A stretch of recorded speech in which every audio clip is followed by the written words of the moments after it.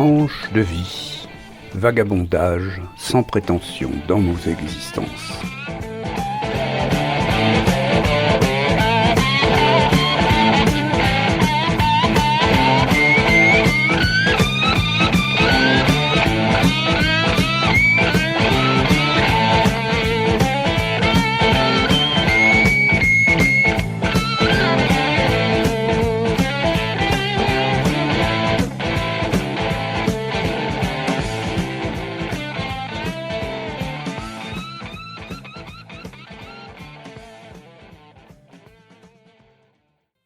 Chers auditeurs de Tranche de vie, je quitte Périgueux, direction Bergerac, presque en haut de la côte, dite de la Rampensole.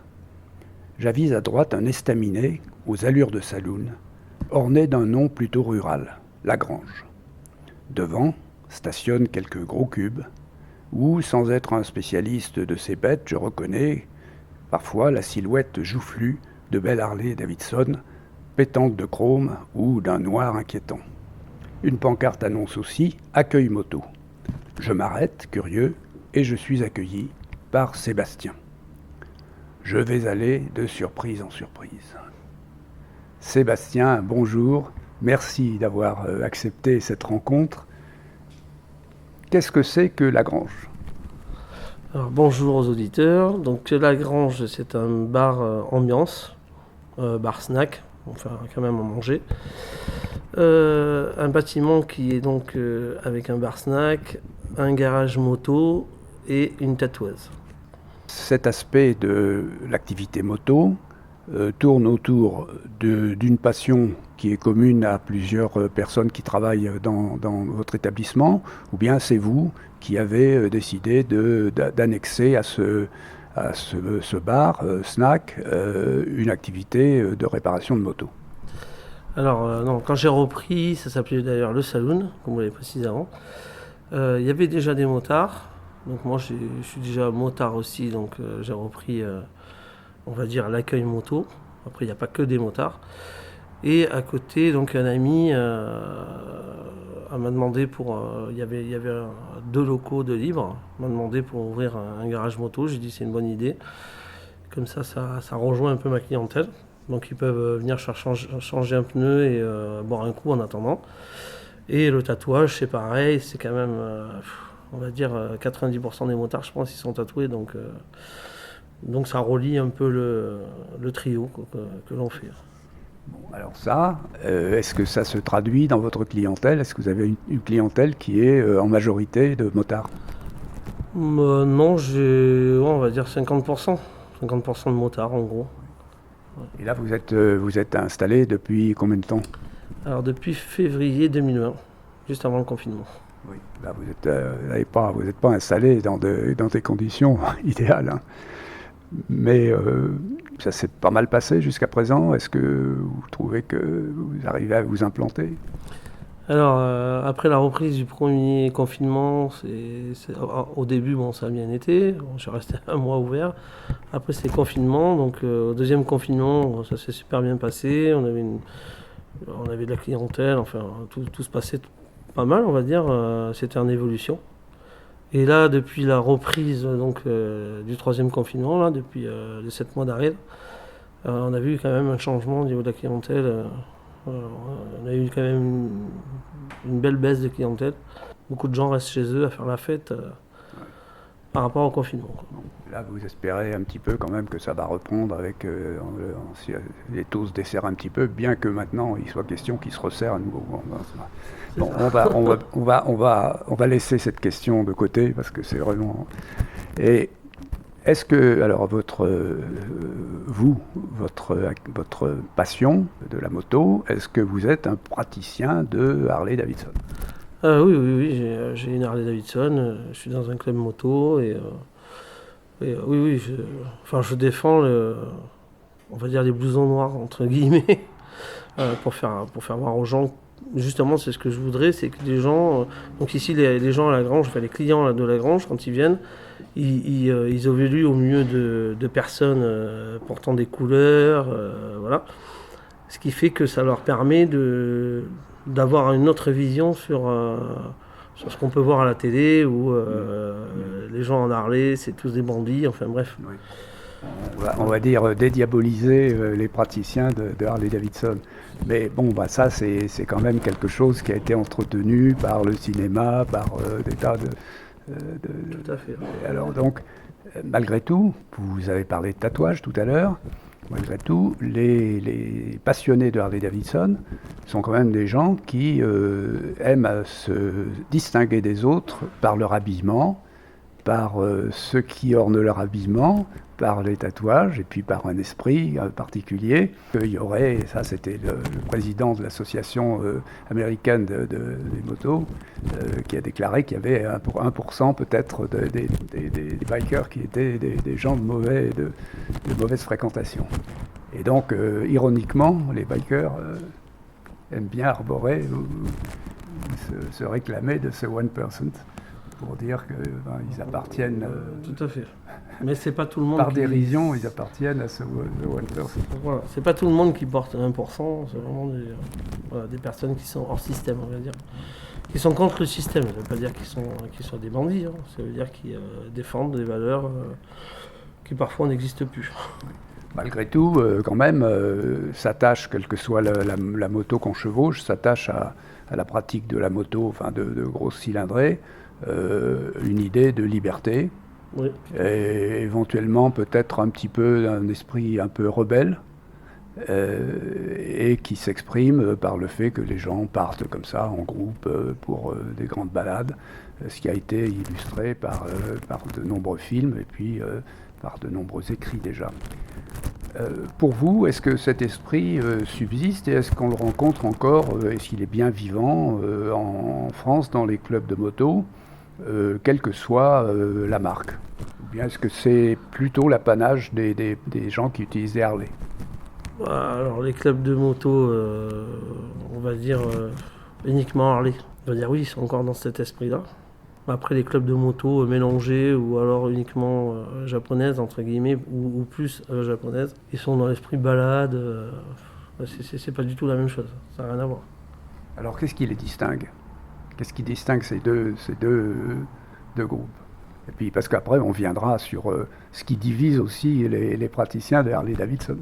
Ce qui divise les deux groupes, c'est que dans le monde Harley, on va dire, il y a des règles. Et ces règles-là, elles sont suivies, il y a un respect, il y a une fraternité qu'il n'y a pas dans les autres clubs de moto, on va dire. Il y a aussi, si j'en crois ce que j'ai pu lire, parce que moi je suis complètement ignorant de tout ça, l'amour de la belle mécanique. Oui, la belle mécanique, après, c'est partout. Il y a des gens qui roulent en japonaise et qui ont l'amour de la belle mécanique. Voilà, ou en anglaise, ou en d'autres motos autres que Harley-Davidson. Donc ça, c'est la belle mécanique, c'est lié au motard, je pense. Quand même, depuis 118 ans que la marque existe, il y a eu des tas de modèles qui se sont succédés, et puis il y en a qui ont subsisté très longtemps, il y en a qui sont encore des objets de collection, d'autres qui ont été désignés comme des échecs complets. Tout ça, c'est quand même important, ça fait partie de l'histoire de la marque. Ah oui, bien sûr, ça fait partie de l'histoire de la marque, mais après il y a Indian, il y a Norton, enfin il y a les Anglais aussi qui ont quand même leur histoire, bon, moins vieille, mais ils ont quand même leur histoire. Vous, pourquoi vous êtes un inconditionnel de Harley? Parce que je suis un rebelle.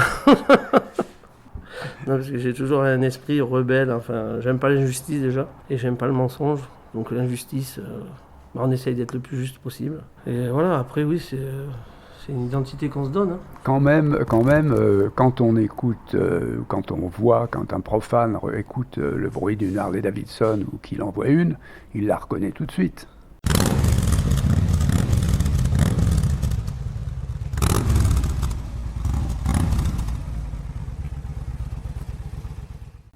Logiquement, oui. Bien d'accord.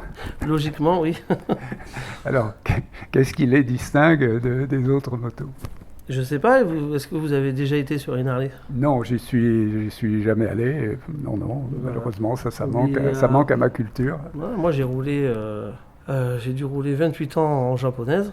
Et à partir du moment, je voulais déjà une Harley depuis tout jeune. Mais bon, il fallait de l'argent, donc on ne peut pas se la payer comme ça.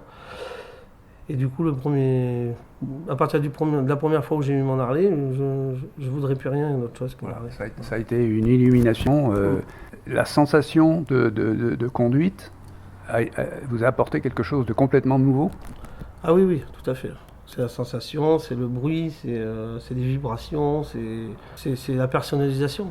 Parce qu'on la personnalise à notre image. Donc, Alors ça c'est un autre aspect. Alors voilà, on va essayer de serrer les questions. D'abord, revenons si vous voulez sur le fait que les amoureux des Harley se divisent quand même en groupes assez distincts. Qu'est-ce que vous avez de commun avec le ministre de la Justice, Monsieur Dupond-Moretti, qui a eu une Harley Davidson?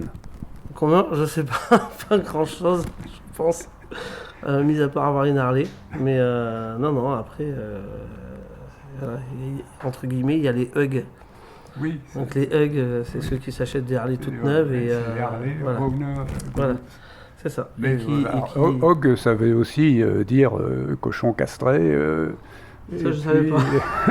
Ça va bien pour le ministre. Et puis avide, et puis égoïste. C'est aussi des significations de hog en anglais. Voilà, c'est ça. En fait, nous, les hugs, on les désigne par des gens qui ont des moyens, en fait. Et qui s'achètent une Harley pour dire je suis un rebelle, pour frimer, voilà, mais qui n'ont rien à voir avec l'esprit qui est désigné aux États-Unis depuis des centenaires. Qui est l'esprit, à votre avis, qui est l'esprit des vrais bikers. Oui, c'est ça, l'esprit des vrais bikers. D'ailleurs, les bikers, à la base, c'était ça. C'était des gens qui roulaient en Harley. Et c'est devenu des bikers, même des gens maintenant qui roulent en japonaise. On peut appeler ça aussi des bikers. Pour moi. Qu'est-ce qui est dans la mécanique des Harley, qu'est-ce qui fait l'originalité des Harley Davidson? Alors pour moi déjà une vraie... Je veux dire, quand on lit la littérature sur Harley Davidson, on s'aperçoit d'abord que c'est une marque très ancienne, parce qu'elle a plus d'un siècle d'existence, mais aussi que les gens passent leur temps à les customiser. Les amoureux de Harley Davidson changent la forme du guidon, font usiner des pièces dans de l'alu massif. Enfin, tout ça, vous le savez mieux que moi. Oui, parce que c'est quand même beaucoup plus facile à transformer qu'une autre marque. Et pourquoi, je sais pas. Parce que c'est simple, la mécanique elle est simple. Enfin, moi, je parle pour des motos à carbu. Après, moi je suis pas un fanat des injections, donc je reste au carbu parce que déjà le carbu ça fait un bruit qui peut pas être fait avec les injections. Et puis après ça reste de la mécanique super simple, on va dire comme une mobilette. Et puis avec la transmission aussi qui est quand même originale. Oui, c'est ça, la transmission, pareil. Enfin, pour moi c'est assez simple comme mécanique. Mais après pourquoi c'est plus facilement transformable. Enfin de mémoire, Harley gagne plus d'argent avec les accessoires que par la vente des motos. Voilà, parce que c'est tous les accessoires qui coûtent cher en fait. Vous pouvez acheter une moto à 15 000 €, elle va vous revenir à 35 000 € parce que vous avez tout mis avec des accessoires. Et alors si j'en crois la littérature, ça va jusqu'aux vêtements aussi. Oui, les vêtements, pareil. Les badges, les patchs, etc. Oui, voilà, les bikers, ils ont tous un gilet avec plusieurs patchs. Il y en a qui sont garnis de patchs, il y en a d'autres qui ont 3-4 patchs. Qui ont tous une signification. Voilà. En fait, oui, il y a des patchs qui ont une signification. Oui, il y en a pas mal. Alors, vous faites partie d'un club de moto?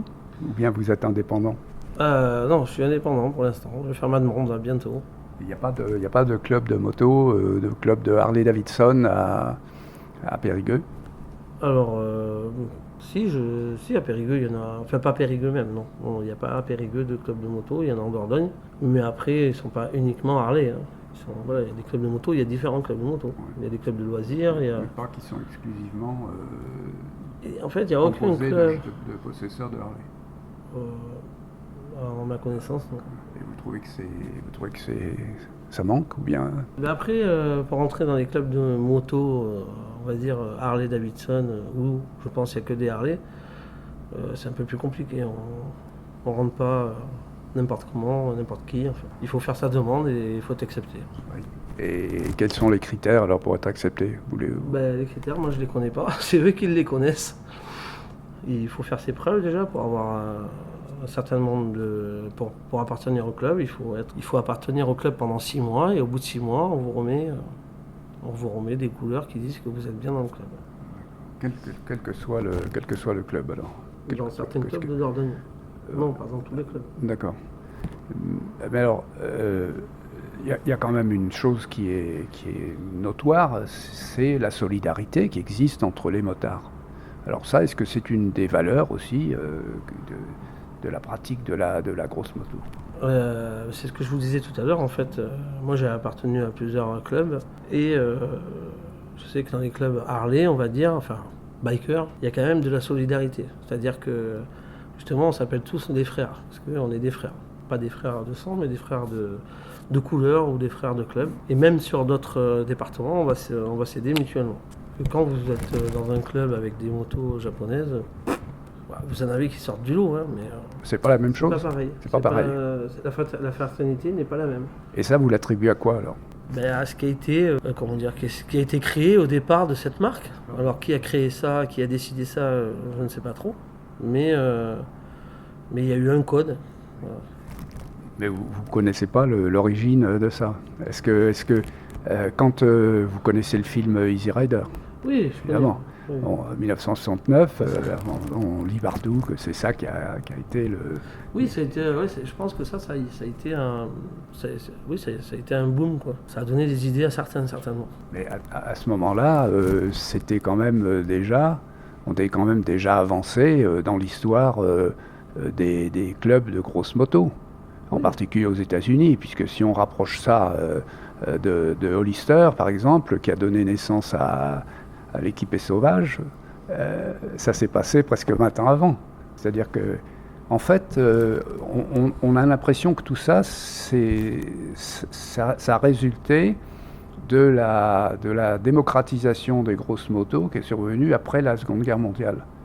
Quand il y a eu des surplus de motos de l'armée, dont une bonne partie était des Harley-Davidson, et où les gens ont commencé à pratiquer ça. Alors je crois, de mémoire, que le 1%, c'est arrivé après la guerre d'Indochine.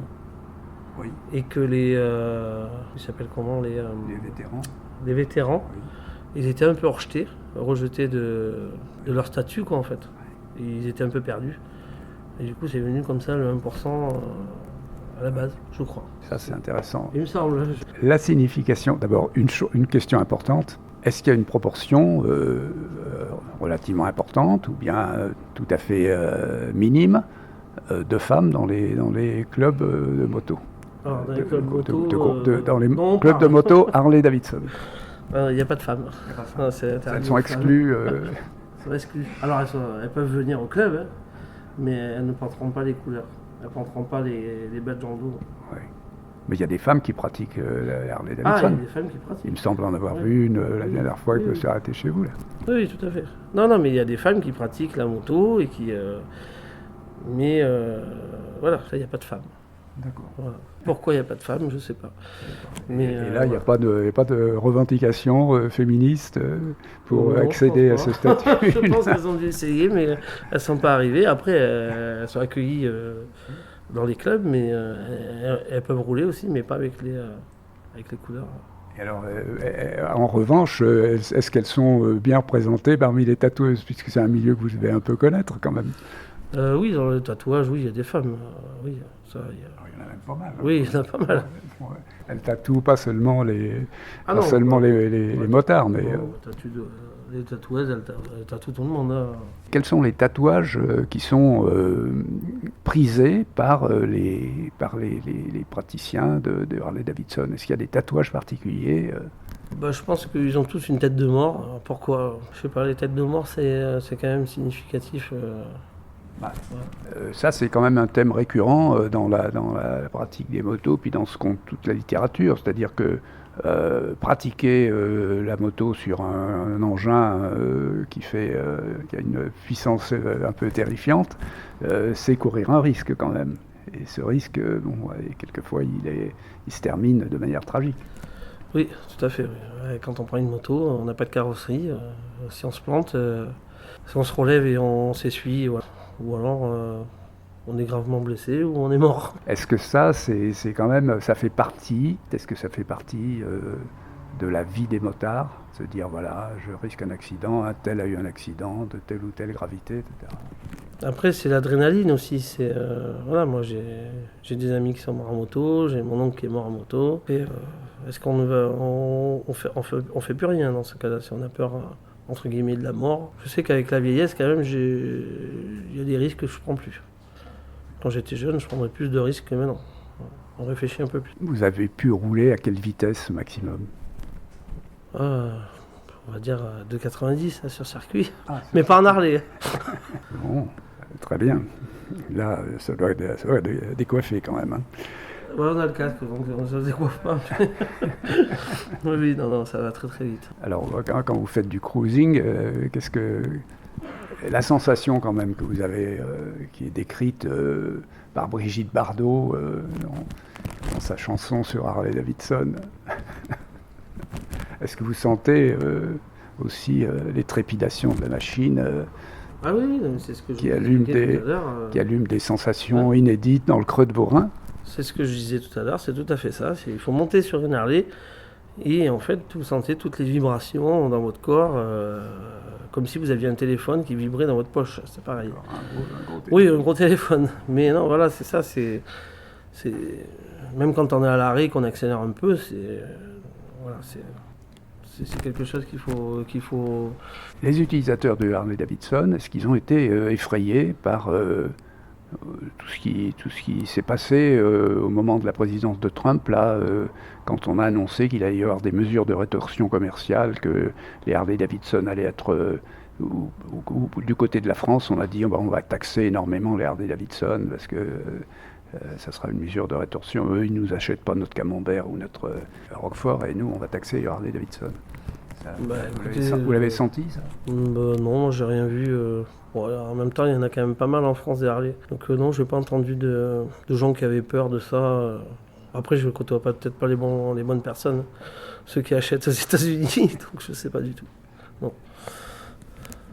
Le marché des Harley en France, c'est essentiellement des motos d'occasion, c'est-à-dire des motos qui ont déjà une histoire et qui ont pu être customisées. Oh, il y a des personnes qui préfèrent acheter des motos neuves ou d'origine et les faire eux-mêmes. Après, il y a des gens qui préfèrent les acheter déjà customisées et les mettre un peu plus à leur goût après. Mais non, dans l'ensemble, voilà, c'est des motos qui décodent pas de toute façon. Donc, Une Harley d'âge moyen, qui soit pas trop vieille, mais qui n'est pas neuve. Il y a des gens qui roulent en Harley et qui font 2000 km à l'année. Donc vous pouvez avoir une Harley qui a 30 ans et qui a 20 000 km. Ça doit être le cas du ministre de la Justice. Ouais, c'est ça, des hugs. Voilà, c'est des gens qui sortent que leur moto quand il fait chaud, quand il fait beau. Et voilà, comme ça, ils n'ont pas besoin de nettoyer les chromes ni rien. Mais alors, une moto d'occasion, mais qui a quand même bien roulé, ça coûte combien à peu près? En gros, il faut compter entre 8 et 15 000 euros pour avoir une moto, une Harley qui sont en bon état, enfin voilà, qui tombent pas en ruine. Les pièces sont très chères. Et après, les pièces, ça dépend parce que maintenant vous avez des pièces autres que Harley Davidson qui ne sont pas estampillées Harley, qui ont la même. Ah oui, donc voilà. J'ai vu qu'il y avait des sociétés spécialisées dans la production de ces pièces. Puis il y avait même des copies, des cheap copies. Oui, tout à fait. Ouais. Il y a même des pneus Harley Davidson. Hein. Ouais.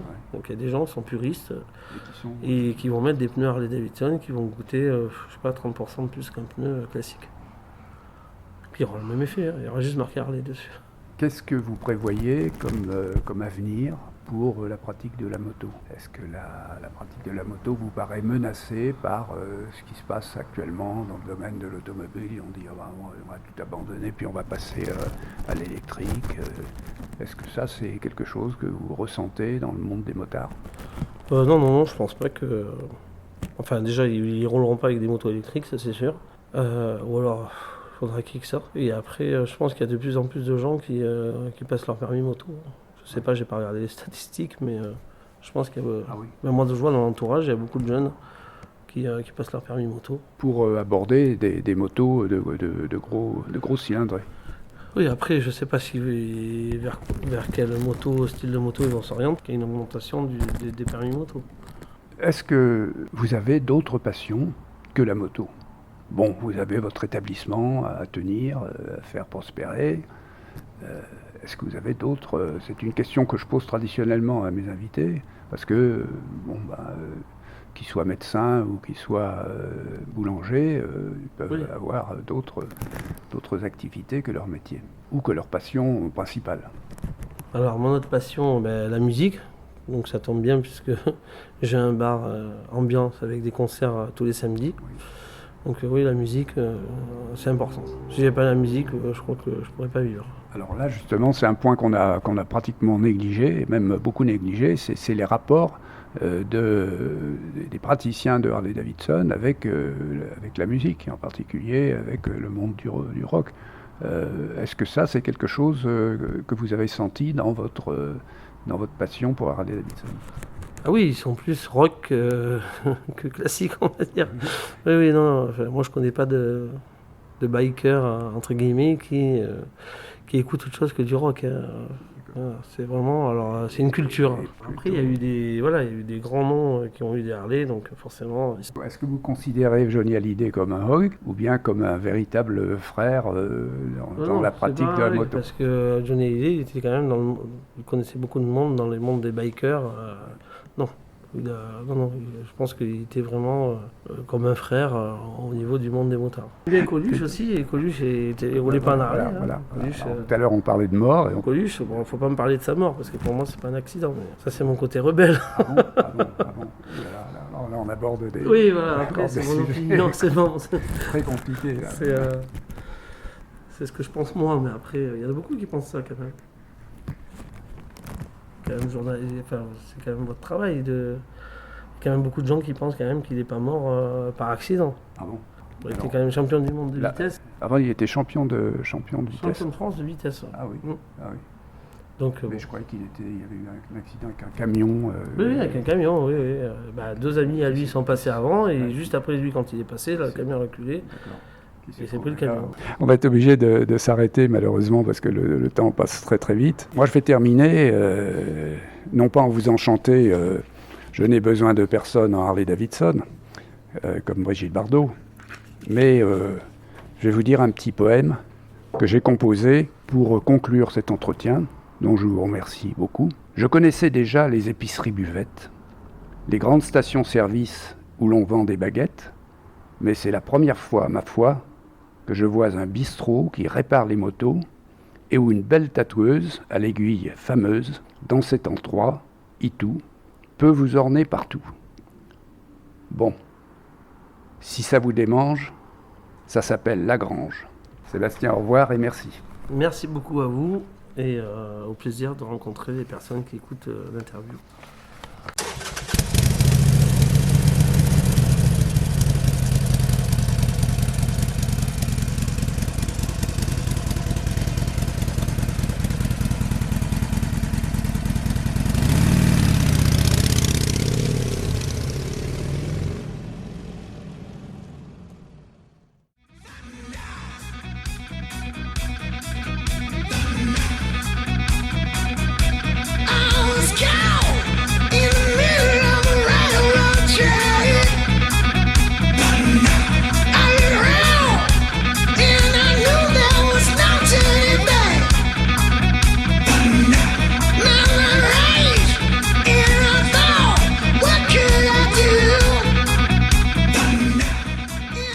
C'était Tranche de vie, une émission proposée par Jean-François.